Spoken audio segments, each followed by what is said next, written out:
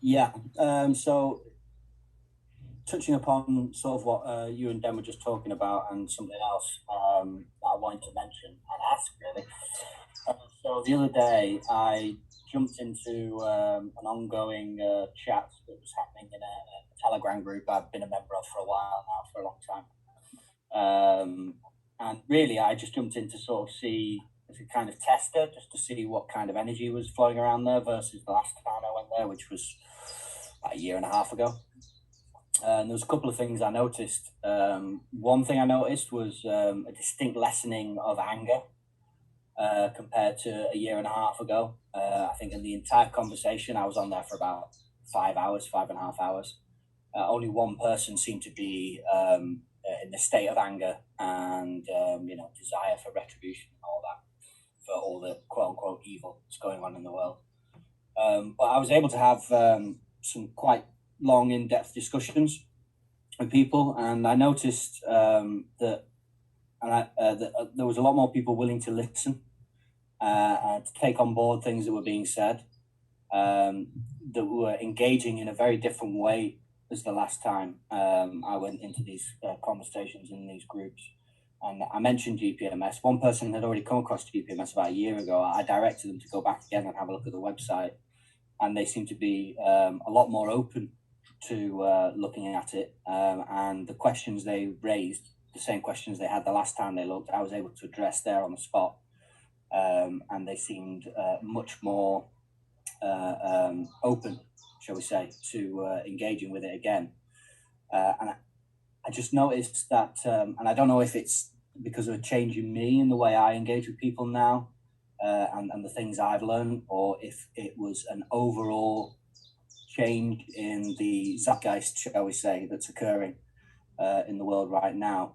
So the question I would ask to people is, have they noticed, or have you all noticed a general change in the zeitgeist? Have you started to perceive a lessening of anger, an increasing of people willing to engage on a more, shall we say, congenial level? And also, have you noticed within yourself the ability to engage with people has become more and more refined over time, and sort of the combination between that is creating a kind of acceleration, shall we say? So I'll give you an answer to that, Michael. So yes, on both fronts, brother. I've been in that Twitter space for a while and observing that, and the Telegram space, same as you, and just seeing where people are with their energy, and souls that we were sort of talking to before in these groups, Miguel. Not just random strangers, actual people we were engaged with from before.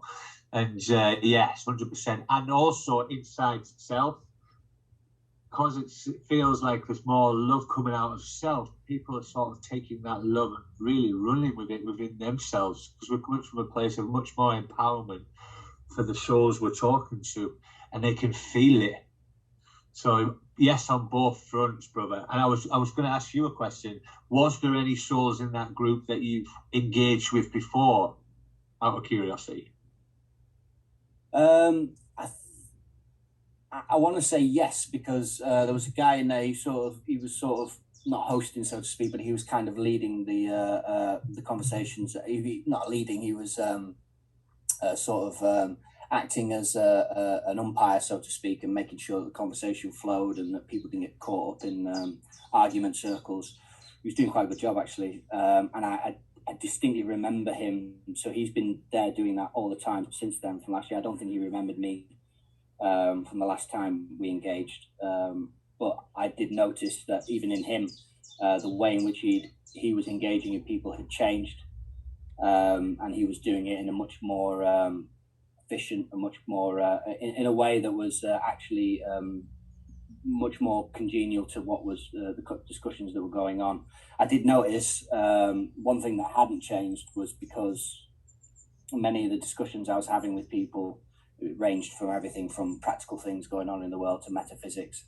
The energy exchange mechanism is definitely still in place, because there were several people on there who took a lot from what I was saying And for the next 2-3 days, I felt the impact of that. And I've only just really started coming out of hibernation mode.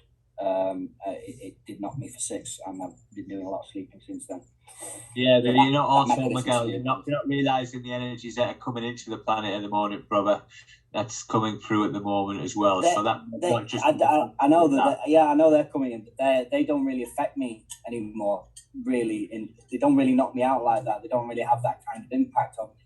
The things that, but I distinctly noticed that the impact of energy, the impact that did have an effect on me really strong, was in that exchange between other people, and what they took from me, and ran with, and the exchange that needed to occur for that to happen. That really did have an impact on me. They didn't take anything from you, brother. You gave it to them. You gifted it to them. And yes. Sorry, yeah. You know, you understand the mechanism.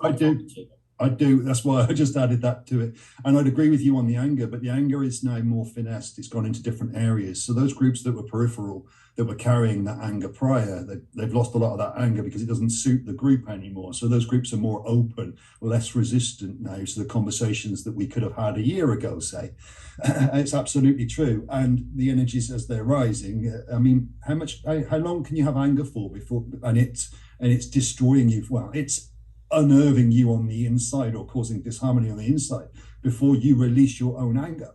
So this is the process we're going through too. So in releasing that anger, there's an uplift in frequency, consciousness, which makes less resistant to newer information. So absolutely bang on, Mike. And what you're also seeing there is how much you've grown in your own power now to feel the energetic impact of the lower coming in as you gift the higher. So you become more aware of that, and therefore more magnanimous in the way you utilize your energy moving forward. But these are all parts of it. So once you recognize that now, you said it took 2 days maybe to lift that up from that. You're probably going to have a little think about it before you go into the next one. Yeah. Oh, yeah, absolutely. And that's that finessing, because why? Well, again, this is, the information is there for you to be readily available to the information about that. Many don't. So with your knowing of it, once you experience it, then you can release it a lot quicker than many others who don't know it. And again, this information will be more readily available for you. Interestingly, when the conversation did swing around to GPMS, I approached it from the angle of, I am an advocate for GPMS, and this is why. Or if the conversation had gone in a certain way, I would say, oh, well, one of the reasons I'm an advocate for GPMS in regards to this particular topic is because it addresses this, that, and the other. The only objection, quote unquote objection, that really came up towards GPMS, which surprised me really, because I thought it would be the classic questions of, practicality, the implementation, how are you going to do X, the minutiae, how are you going to do X, Y, and Z. But actually, the objection that came up was individuality. It was a case of, how can you get everybody on the same page doing the same thing? Because that just seems very New World Order-ish, it seems very global agenda-ish. Which I immediately just addressed by saying, well, no, that's not the point. At the inception of GPMS, of course, each individual region, all the way down to individual villages, will have their own say on how they do things based on their culture, their preferences, their own, energetic wants, needs, and desires.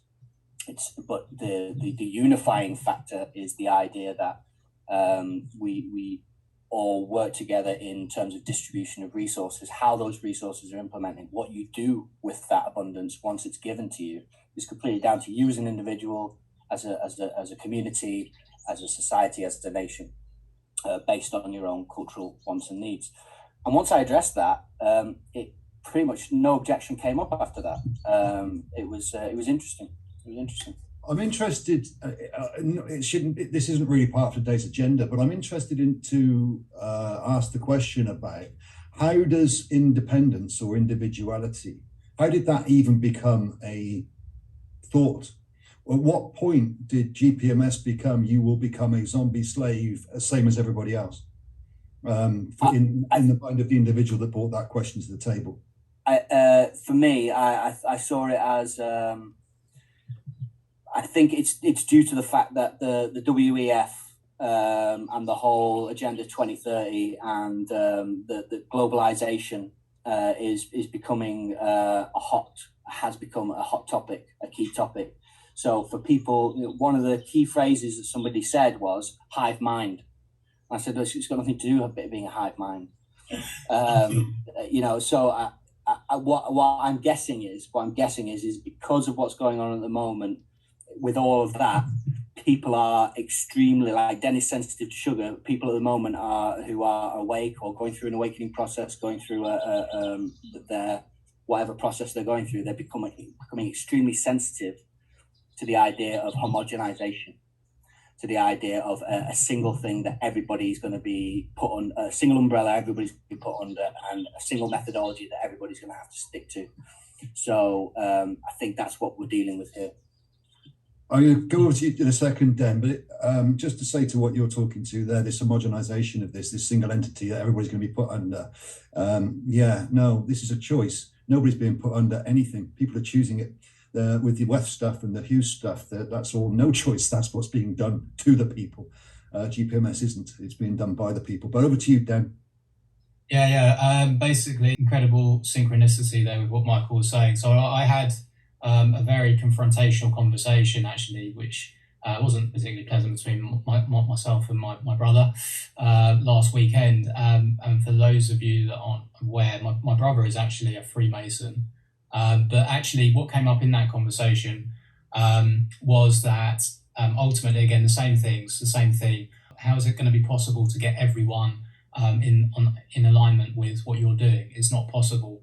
Everybody's got different religions, different beliefs, different blah, blah, blah, and it's not going to be possible. And then he brought up that same word, hive mind, and I said, well, actually the hive mind is actually what the WEF want. Ultimately, that's what they're going for. That's what they would ultimately want. Because he said, well, if you've got the hive mind, then everybody will all fall in line and do that. And I was just like, yeah, but that's not obviously what we're doing. We're promoting the individuality, but it's just coming together in alignment on the base principles of what's right for each other, like collectively as one. But yeah, it was just interesting that he came up with that. He used that same phrase. And that's been put in. That's an AI constructed ideology of hive mind. Exactly. In Star Trek, long time ago. Of course, it's going to be utilized against the light. But what about a unified consciousness? Is that a hive mind? No. So, well, actually, funnily enough, Lee, saying that unified consciousness, where this particular phrase got used was when we were in a discussion about telepathy. And we were discussing the nuances of telepathy, and I basically said, well, in essence, the likes of Klaus Schwab, you've got to be grateful to them. I say, thank you, Klaus, for doing all the things you're doing, because now I don't have to experience that, because I can, if I want to know what that is like, to go through that, the build up to it, the actual happening, and then the fallout from that, I could just tap into your experience of it now and go, oh, okay. So now that I know what that's like, I don't have to do it myself. Neither does anybody else. And that's when this idea of a hive mind came in, because then I equated it to, in the world of GPMS, when we then are able to focus on developing these sorts of things, telepathy and other kinds of metaphysical abilities. These are one of the mechanisms that will come to the fore. The idea that there will be things that we have to experience as individuals. That's for us to experience, but that we don't have to experience everything. And we can be grateful for things that we perceive as now negative, because once they've happened, we can then go, oh, thank you. Now that we've seen that, we don't need to have that ever happen again. So, yeah. These key words and these key phrases that they keep utilizing and putting into the subconscious of people out there, it's part of their agenda, it's part of their behavior. But the soul itself and every soul themselves will find that healing from within and step away from all of these subconscious programmings and words. They're only holding on to it for a limited time. It's only going to be for a short period of time until they can break through that. And the only way they break through that is through their own healing. So we don't have to worry so much about these keywords and everything that they're throwing out there. They're going to use, if they use that hive mind word as an excuse for not doing it, they're going to use it, but they'll find something else even if they don't. So we don't worry. Well, actually, the something that I noticed, and it was a very, very, very subtle thing, was that for those people who were speaking from shall we say, a negative perspective, a negative point of view, compared to a year ago, where they were sort of stating them as unavoidable, inevitable facts. The way they were stating them now, almost there was a quality in the tone and energy of the way they were talking about it and saying it that came across as, I'm now looking for something. I'm now looking for this the way in which this will no longer be true. So It was a very subtle difference. It was a very subtle difference. Whereas, like, so for instance, when somebody would say, "Oh, the WEF are going to do this," a year ago it was almost like a definitive fact, and that was it, done. Yeah. Whereas now, when they would make the same statement, there was a quality of tones to their voice and their energy that was like, "But I know that this isn't set in stone, and I am now looking for something other." Yeah. To make that not true, even if they didn't tell it themselves, I could see it, I could feel it. So they were letting go of it. So they were more in their own energy rather than giving their energy away. Certainly, at least trying to be. They were at least reaching for that. I got the sense that even if it was on a subconscious level, they're now reaching for that. Yeah. But also, Michael, so then I also would look and take stock of your frequency with the individual. Take note of the way your voice and the way you speak to the individuals, because there's something that I've been starting to take stock of myself within when I'm talking to an individual one-on-one and everything like that, and how they really feel your energy, Mike. They really start to feel who you are and take on board everything that comes out of you, and it's beautiful. It really is beautiful, and that's in that moment. That's what I believe people were doing in that conversation with you, Mike. Oh yeah, no doubt. Yeah, I have factored that in, and in fact, I was factoring it in such a way as to, because in a way, it was good, and it was something that I knew that I could apply, and but at the same time, I was trying to be as less of that as possible, because what I wanted to try and tap into to see. I wanted to try and tap into an authentic energy. I wanted to see exactly where they were on their level now, without that influence, without my energetic influence going on there. It was a bit of a subtle dance that was going on. I was aware of it, but I wanted to have the least amount of impact as possible to sort of see where they were naturally, and then once I had that measure, to then move forward. Assessment. So you're assessing the energetic value of the area, the room, the people, the individuals, and then working forward with that, which is more refined, again, rather than just going in chaotically.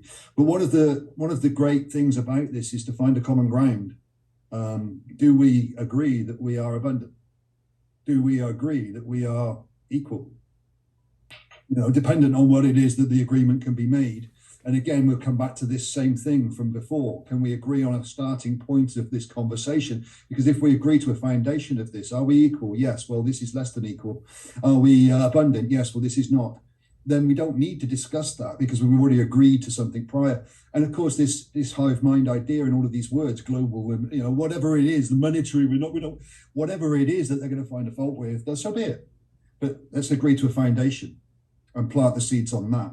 But each does it in their own way. So this is beautiful, again, getting this information out, even though it's not quite GPMS moving forward. It's still what's being progressive now in individual perspectives. And I agree totally with the uplift in the consciousness right now. And we've seen from the energetics that this is ongoing. So we will see this more and more. This will become more evident as India and the Philippines numbers increase. They move sympathetically with the collective consciousness. So what we're seeing is a rise in the collective consciousness, which will be mirrored with the rise of the GPMS numbers, and that they are sympathetic to each other. Not one leading the other, what it is, but I'm not going to go into that. It's these two are working together, so we can see this. And what you're doing is outlining it in real-time experience, how you saw it without knowing what I've just said. So again, it's all beautiful. It's all confirmatory. It's awesome.